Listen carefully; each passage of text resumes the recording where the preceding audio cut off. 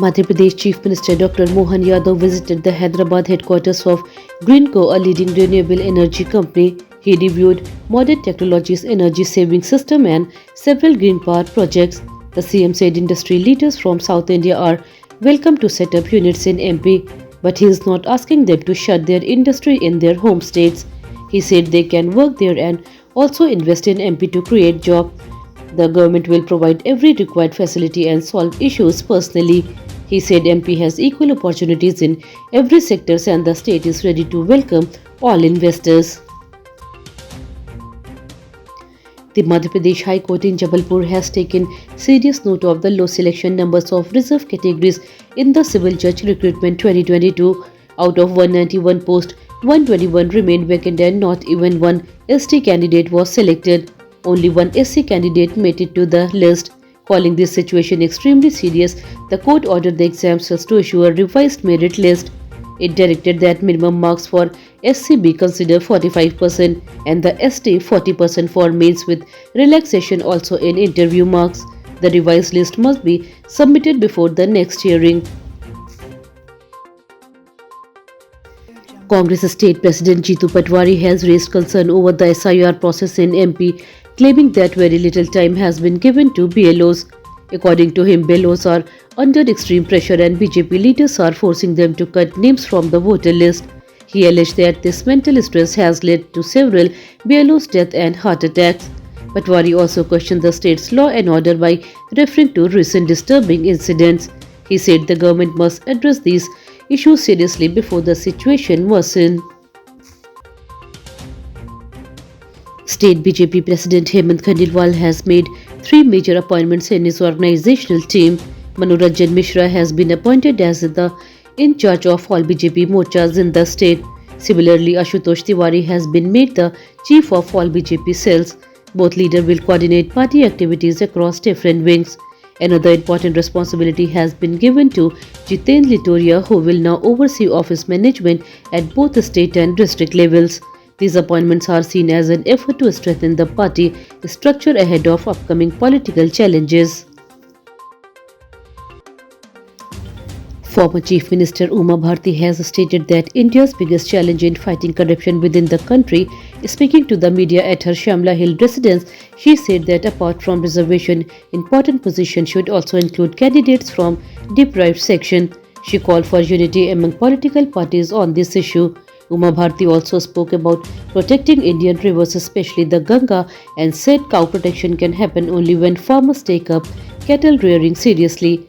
She stressed that saving rivers is crucial for India's environmental and future. Uma Bharti once again pushed the demand for legal prohibition in Madhya Pradesh. She said liquor ban is very important and should be implemented step by step. According to her, society is slowly moving forward on this issue. She believes that with constant public awareness and strong government action, alcohol consumption can be reduced significantly and later stop completely.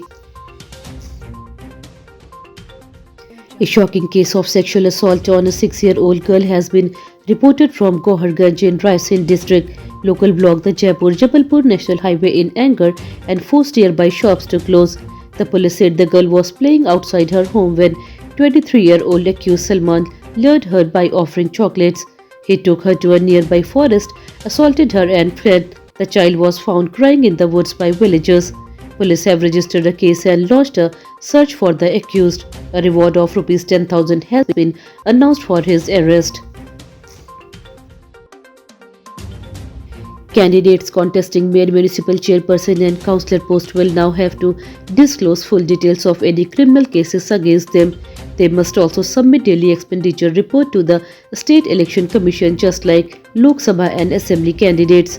If any candidates hide information in the affidavit, their nomination will be cancelled. The Commission has also decided to set spending limits for these elections. A notification regarding all new rules and changes have already been issued to ensure transparent and fair elections. A major illegal arms factory has been uncovered in Umarti village of Sendhwa under Varla police station. A joint team of Madhya Pradesh and Maharashtra police conducted a raid at 4 a.m. on Saturday. Over 250 police personnel from Pune, MP ATS Parvani, Khargon and Khandwa participated in the operation.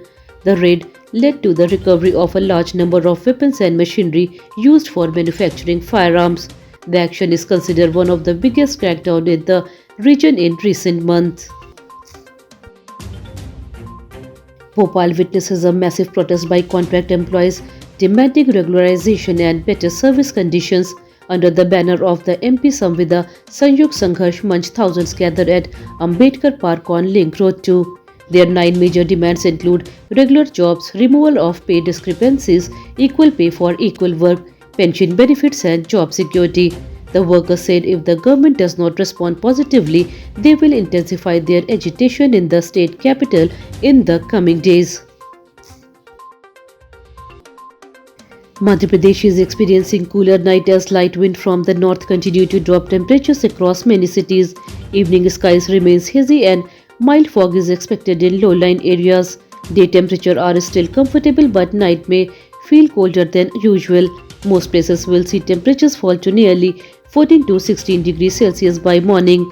No rainfall is expected and the weather will stay dry. People are advised to carry light woolens for early morning travel.